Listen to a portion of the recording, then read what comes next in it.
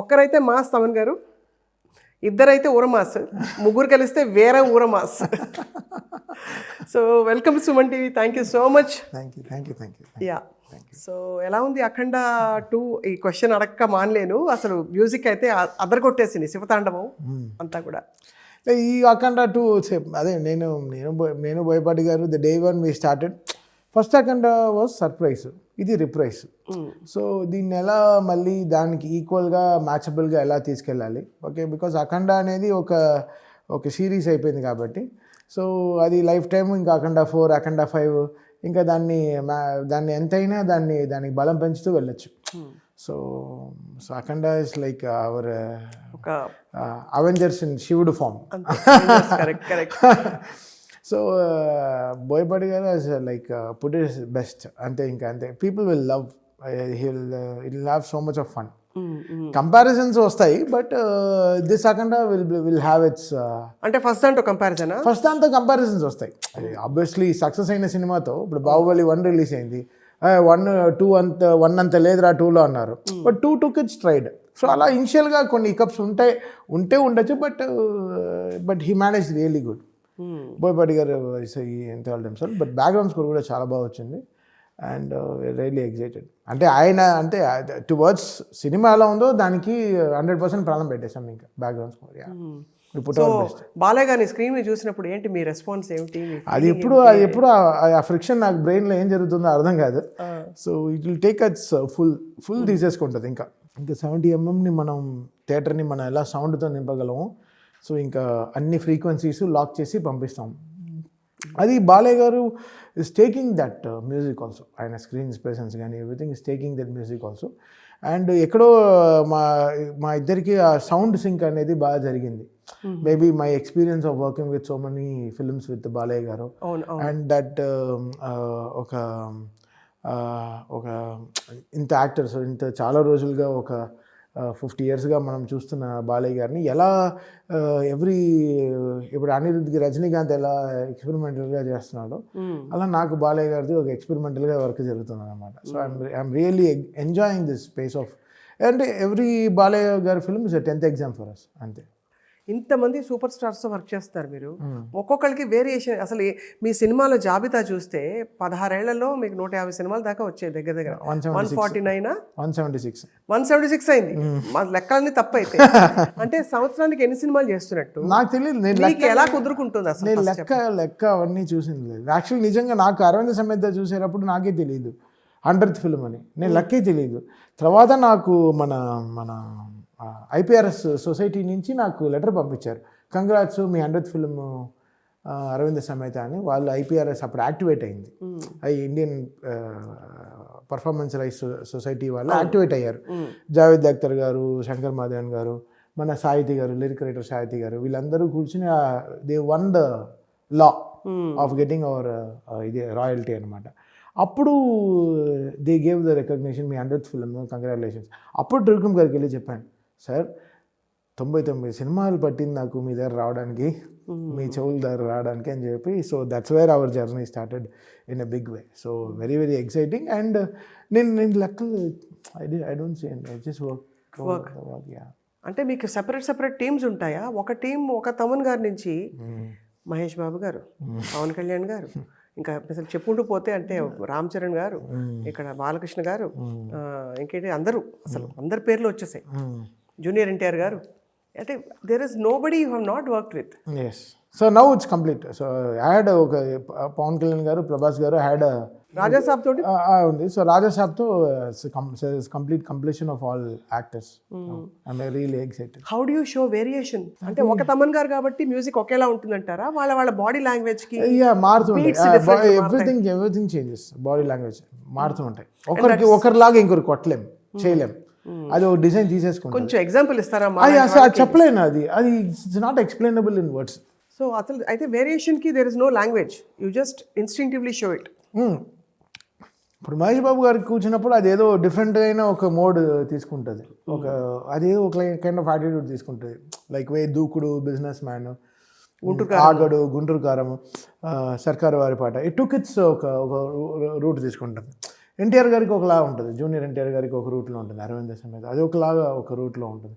బాలకృష్ణ గారికి it will take a different route. So you can't, మీరు అందరికీ ఒకేలా కొట్టలేరు. It won't. ఇప్పుడు మీరు ఓజీ చూసారంటే it will be complete different transformation. చూసా, థియేటర్లో చూసి అప్పుడు మీరు కాల్ చేశా కదా. సారీ, మాట్లాడారా?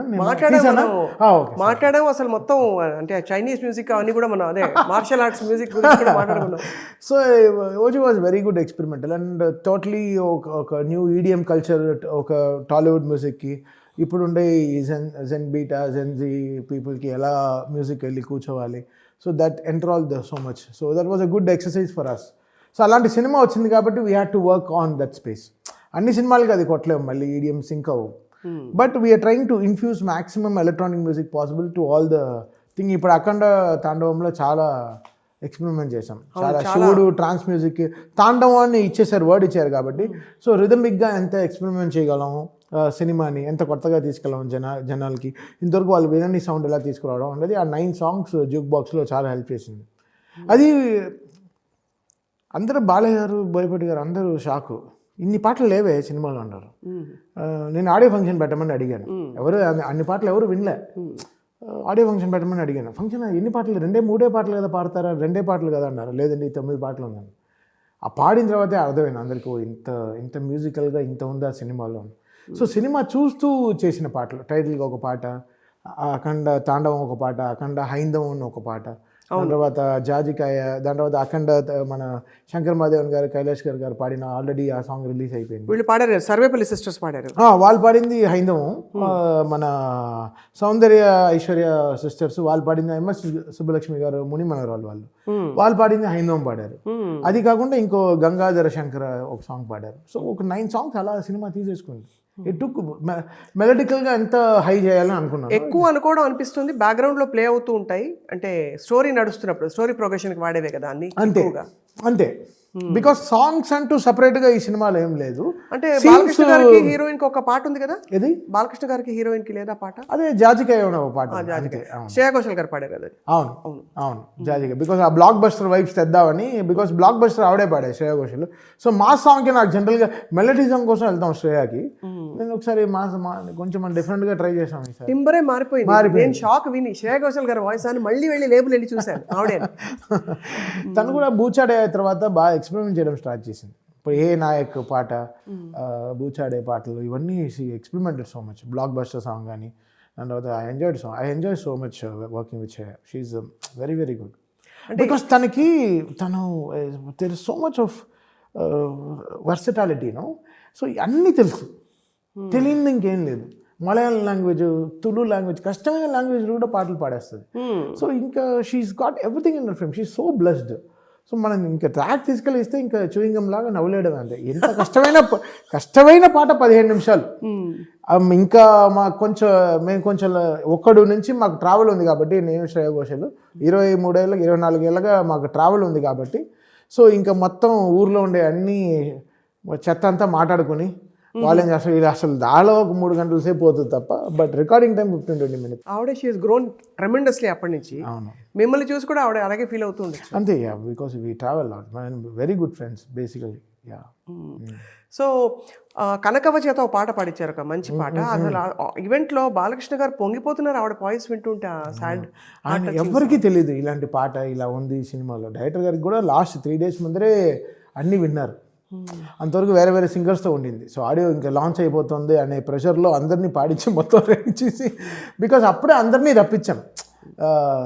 వీళ్ళు కూడా Margali season, Carnatic season start అయిపోతుంది కాబట్టి, సో ఐశ్వర్య సిస్టర్స్ కానీ, సర్వేపల్లి సిస్టర్స్ కానీ, సో వీళ్ళందరినీ ఆ సీజన్ ముందరే పాడించి ఫినిష్ చేసేద్దామని చెప్పి, సో వాళ్ళకి చాలా కర్ణాటిక్ ఇవన్నీ ఉంటాయి, రిహార్సల్స్ అన్నీ ఉంటాయి.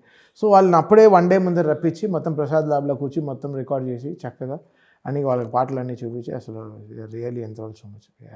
అండ్ వాళ్ళ మిశ్రా బ్రదర్స్, అవును, మన దీనికోసం ఛాన్స్ కోసం మథురా నుంచి వచ్చారు. వాళ్ళు ఫస్ట్ ఏంటండి వాళ్ళ స్పెషల్ చెప్పరా కొంచెం? వాళ్ళు అసలు వాళ్ళ కంఠం సో గుడ్ అండి. ఇంటర్వెల్లో వీళ్ళు వింటారు కదా రేపు సినిమా రిలీజ్ అయినప్పుడు, ఓ మై గాడ్ మ్యాసివ్ ఉంటుంది. ఆ ఇంటర్వెల్లో బాలయ్య గారు వచ్చినప్పుడు వస్తుంది వీళ్ళ వాయిస్, అమ్మ అసలు అలా లేస్తుంది, ఒక నిమిషం అలా దేవుడు వచ్చినట్టు ఉంటుంది. సో అన్నీ ఎక్స్పెరిమెంటే ఇవన్నీ. ఇన్స్టాగ్రామ్లో వీఆర్ ఎక్సర్సైజింగ్ లాస్ట్ 6-7 monthsగా సినిమా ప్రారంభం అయిన నుంచి శివుడి పైన ఏంటి ఏమేమి స్తోత్రాలు తీసుకోవాలి, టీం రోజు రా పబ్బుకి పోదాం, రా ఇటు పోదాం, ఇట్లు పోదాము, అటు పోదాం, స్పైసీ అని పోదాం, రెస్టారెంట్ పోదాం అంటే వచ్చేస్తారు. బట్ వీళ్ళంతా గుడికి తీసుకెళ్దాం చాలా కష్టం. సో అఖండ అనేది ఒక టెంపుల్. ఆ టెంపుల్లో ఇంకా వెళ్ళి మేము డీజే కొట్టాం అనమాట, అంతే. టెంపుల్కి వెళ్ళి డీజే కొట్టి, అసలు శివుడికి డీజే ఇష్టమే కదా, సౌండ్ తాండవం అంటే ఇంకా అంతే కదా. తాండవం పెట్టిన వల్ల ఇంకా we explored so much with the rhythms. మళ్ళీ చరణ్ గారిని ఒక పాట పాడించి సో టోటల్గా చరణ్ గారు పాడారు ఇందులో. చరణ్ గారు పాడారు, హరహర అని ఒక పాట పాడారు. అది అసలు ఇప్పుడు రీల్స్లో అవే బాగా తిరుగుతుంది, ఆ పాటే బాగా తిరుగుతుంది.